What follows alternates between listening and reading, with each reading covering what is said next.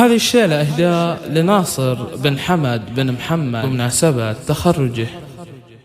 نبارك له التخريج دامه رفع الشام، وناصر على الطلات تعرف مباديه، هذا الطموح وعزم من همته لهان، ويستاهل انه تفضل بسطه طريه. هذا اليوم خير وبعد في مدحة القفا، على ناصر يزين المدحوك وافيا، نبارك له التخريج دامه رفع الشام، وناصر على الطلات تعرف مباديه، وناصر على الطلات تعرف مباديه، هذا الطموح وعزم من همته لها.